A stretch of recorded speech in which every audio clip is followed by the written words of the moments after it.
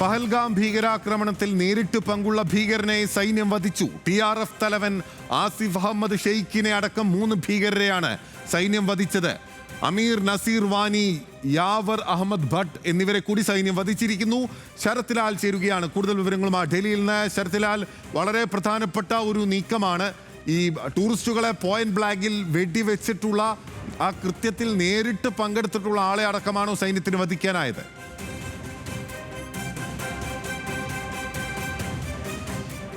അതെ വിനിൽ പോത്തൻ, ആദ്യമായിട്ടാണ് ഈ തരത്തിലൊരു ബ്രേക്ക് ത്രൂ ഇന്ത്യൻ സൈന്യത്തിൽ ലഭിക്കുന്നത്, അല്ലെ ഇന്ത്യൻ സുരക്ഷാ ഏജൻസിക്ക് ലഭിക്കുന്നത്.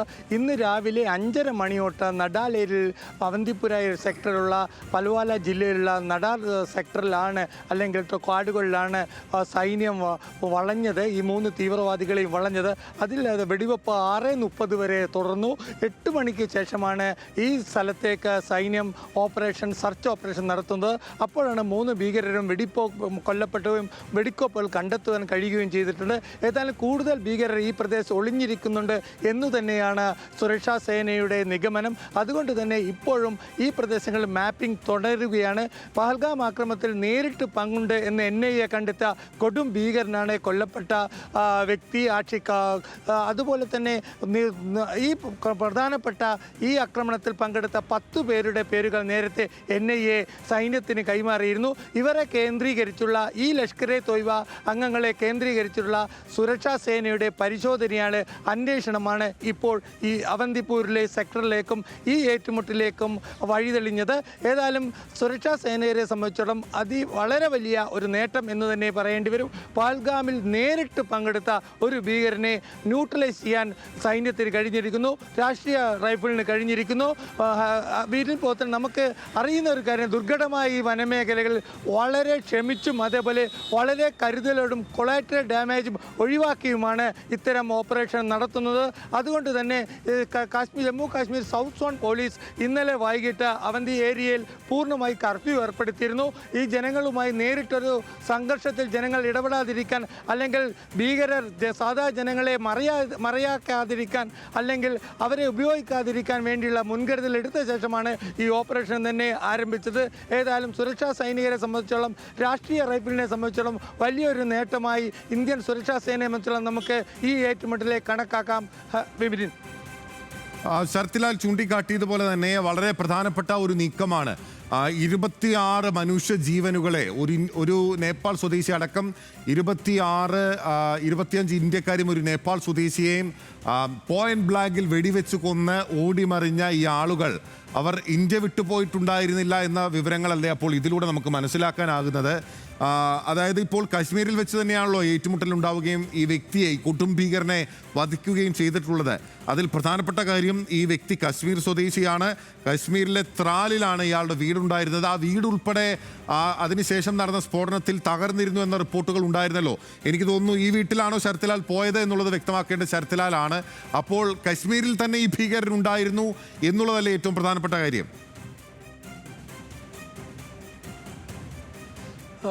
ഇത് തന്നെയാണ് ഇദ്ദേഹത്തിൻ്റെ ആഷിഖ് ഷെയ്ഖിൻ്റെ വസതി സുരക്ഷാ സേന തകർക്കുമ്പോൾ അപ്പോൾ നമ്മൾ ന്യൂസ് മലയാളം ടീം അവിടെ ഉണ്ടായിരുന്നു. നമ്മൾ ആ സമയത്ത് അത് ലൈവ് കവറേജ് നൽകിയതുമാണ്. തൊട്ടടുത്തുള്ള ത്രാസിലെ, അതായത് ത്രാസ് എന്നെ സംബന്ധിച്ചിടത്തോളം നേരത്തെ ത്രാസിലേക്ക് സുരക്ഷാ സേനകൾക്കൊന്നും കടന്നു വരാൻ ജനങ്ങൾ തയ്യാറായിരുന്നില്ല.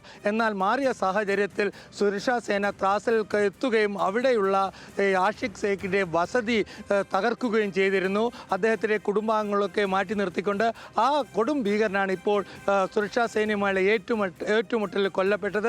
നേരിട്ട് ബന്ധമുള്ള പഹൽഗാം ആക്രമണത്തിൽ എല്ലാവിധ സഹായങ്ങളും, വെടിക്കോപ്പും അതേപോലെ തന്നെ എല്ലാവിധ സഹായങ്ങളും, അതുമാത്രമല്ല നേരിട്ട് പങ്കെടുത്ത ഒരു വ്യക്തി കൂടിയാണ്. അതുകൊണ്ട് തന്നെ ആഷിഖ് ഷെയ്ഖിൻ്റെ വസതി അന്ന് തകർക്കുമ്പോൾ അന്ന് ന്യൂസ് മലയാളം ക്യാമറാമാൻ ഇന്ദ്രജിത്തിനോടൊപ്പം ന്യൂസ് മലയാളം ടീം നമ്മൾ അവിടെ ഉണ്ടായിരുന്നു. അത് നമ്മൾ അന്ന് റിപ്പോർട്ട് ചെയ്തതുമാണ്. അതിലെ അതിലുള്ള പ്രതിയാണ് അല്ലെങ്കിൽ ആ കൊടും ഭീകരനാണ് ഇപ്പോൾ പിന്നെ പുൽവാല ജില്ലയിൽ, അത് ത്രാസിൽ നിന്ന് 110 കിലോമീറ്റർ അകലെയാണ്, ഷോപ്പിയാൻ ചേർന്ന് കിടക്കുന്ന പുൽവാല ജില്ലയിലെ അനന്തപുർ സെക്ടറിൽ വെച്ച അതിലെ മലയിടുക്കിൽ വെച്ചിട്ടുള്ള ഒളി സങ്കേതത്തിലാണ്, അതിനോട് ചേർന്നുള്ള ഒരു വസതിയിലാണ് ഇവർ താമസിച്ചിരുന്നത്. അവർക്ക് ഭക്ഷണവും അതുപോലെ തന്നെ വെള്ളവും ഒക്കെ കാര്യങ്ങൾ എത്തിച്ചിരുന്ന ലോക്കൽ കോണ്ടാക്റ്റിനെ നേരത്തെ തന്നെ അറസ്റ്റ് ചെയ്തിരുന്നു. അദ്ദേഹത്തെ ചോദ്യം ചെയ്തതിനെ തുടർന്നാണ് ഇത്തരമൊരു വിവരം ലഭിക്കുന്നത്. നമുക്ക് ലഭിക്കുന്ന വിവരം വൻ ആയുധ ശേഖരമാണ് കണ്ടെടുത്തിരിക്കുന്നത്. ഈ തോക്കുകൾ ഉപയോഗിച്ചാണോ അല്ലെങ്കിൽ ഈ തോക്കുകൾ ഉപയോഗിച്ചാണോ കൊടും ക്രൂരതമായ കൊലപാതകം പാൽഗാമിൽ നടത്തിയത് എന്നുള്ള കാര്യവും കൂടി ഇപ്പോൾ ഫോറൻസിക് വിദഗ്ധർ പരിശോധിക്കുന്നുണ്ടെന്നാണ് ലഭിക്കുന്നവരും. ഏതായാലും യാതൊരു കൊളാറ്ററൽ ഡാമേജുമില്ലാതെ യാതൊരു സ്വദേശിയായ ഒരു വ്യക്തിക്ക് പോലും ജീവൻ നഷ്ടപ്പെടാതെ അത്ര നല്ല കരുതലോടെ പുലർച്ചയ്ക്ക് നടത്തിയ ഒരു ഓപ്പറേഷൻ എന്ന് നമുക്ക് ഇതിനെ നമുക്ക് വിശേഷിപ്പിക്കാം. ശരത്ലാൽ, പ്രധാനപ്പെട്ട വിവരങ്ങളാണ് ശരത്ലാൽ പങ്കുവച്ചുകൊണ്ടിരിക്കുന്നത്. ഇപ്പോൾ ആസിഫ് അഹമ്മദ് ഷെയ്ഖ് ഉൾപ്പെടെ 3 ഭീകരരെയാണ് സൈന്യം വധിച്ചിരിക്കുന്നത്. രാഷ്ട്രീയ റൈഫിൾസ് ആണ് ഈ മിഷന് നേതൃത്വം നൽകുകയും ചെയ്തത്. ശരത്ലാൽ, ഇനി അറിയേണ്ടത്, ഇനിയും ഭീകരരുണ്ടല്ലോ ഈ സംഘത്തിൽ. അതിൽ പ്രധാനപ്പെട്ട ഈ കൃത്യത്തിൽ നേരിട്ട് പങ്കെടുത്തിട്ടുള്ള സക്കീദ് അഹമ്മദ് ഖനാനി, ഒപ്പം തന്നെ ഷാഹിദ് അഹമ്മദ് കുട്ടെ ഉൾപ്പെടെയുള്ള ഭീകരരെ പറ്റി ഏതെങ്കിലും തരത്തിലുള്ള വിവരങ്ങളുണ്ടോ? അവർ ഈ ഓപ്പറേഷൻ നടക്കുന്ന, അതായത് ഈ ആസിഫ് അഹമ്മദ് ഷെയ്ഖിനെ വധിച്ച ഈ മേഖലയിൽ ഉണ്ടായിരുന്നില്ലേ? അവർ മറ്റൊരു സ്ഥലത്താണോ ഇപ്പോൾ ഒളിഞ്ഞിരിക്കുന്നത്? പാകിസ്ഥാനിലേക്ക് കടന്നിരിക്കാനുള്ള സാധ്യത എത്രത്തോളമാണ്?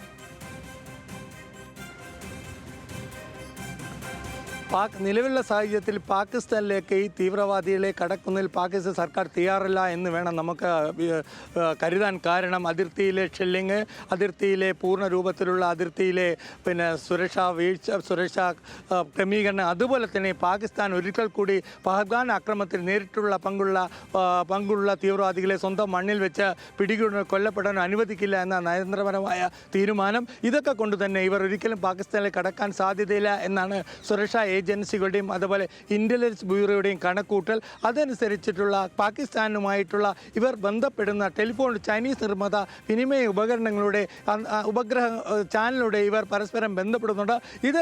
ഇതുകൂടി പരിശോധിച്ചാണ്, ഇതുകൂടെ മാപ്പ് ചെയ്താണ്, ഇതുകൂടി ചോർത്തിയെടുത്താണ് സുരക്ഷാ സേന ഇപ്പോൾ ഭീകരരുടെ ഒളിത്താവങ്ങൾ കണ്ടെത്തുന്നത് എന്നാണ് ഇന്റലിജൻസ് ബ്യൂറോയിൽ നിന്ന് നമുക്ക് ലഭിക്കുന്ന വിവരം. ഏതായാലും NIA അന്വേഷണം ഒരു ഭാഗത്ത്, അതേപോലെ തന്നെ വിവിധ ഉപഗ്രഹങ്ങളുടെ സംയോജിപ്പിച്ചുകൊണ്ട് കമ്മ്യൂണിക്കേഷൻ രംഗത്ത് തീവ്രവാദികൾ പാകിസ്ഥാനിലെ ഹാൻഡ്ലേഴ്സുമായി സംസാരിക്കുന്നതടക്കമുള്ള രേഖകൾ, അതേപോലെ തന്നെ എവിടെ നിന്നാണ് ഇവരുടെ കമ്മ്യൂണിക്കേഷൻ വിഭാഗം ആക്റ്റീവ് ആകുന്നത്, ഇതടക്കമുള്ള വിവരങ്ങൾ ഇപ്പോൾ സുരക്ഷാ സേനയ്ക്ക് ലഭിക്കുന്നുണ്ട്.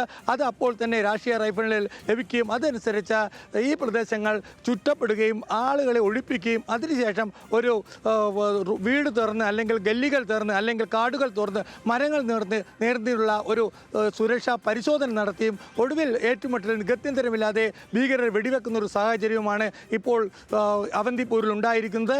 ഇത് തിരിച്ചടിച്ചു എന്നത് മാത്രമല്ല, ഇവരെ ജീവനോടെ പിടിക്കാൻ അവസാന നിമിഷം വരെ ശ്രമം നടത്തിയിരുന്നു എന്നാണ് രാഷ്ട്രീയ റൈഫിൾസ് വൃത്തങ്ങൾ പറയുന്നത്. എന്നാൽ കടുത്ത വെടിവെപ്പുള്ളത് കൊണ്ട് തന്നെ സുരക്ഷാ സേനയുടെ ആളഭയം ഒഴിവാക്കാൻ വേണ്ടി തിരിച്ചടിയിലാണ് ഇവർ 3 പേരും കൊല്ലപ്പെട്ടത്. അറിയപ്പെടുന്ന ഭീകരർ മാത്രമല്ല, വളരെ പ്രധാനപ്പെട്ട ചൈനീസ് നിർമ്മിത വാർത്താ വിനിമയ ഉപകരണങ്ങളടക്കം ഇപ്പോൾ ഇവരിൽ നിന്ന് പിടിച്ചെടുത്തിട്ടുണ്ട് എന്നാണ് നമുക്കറിയാൻ കഴിയുന്നത്. വിപിൻ പോത്തൻ.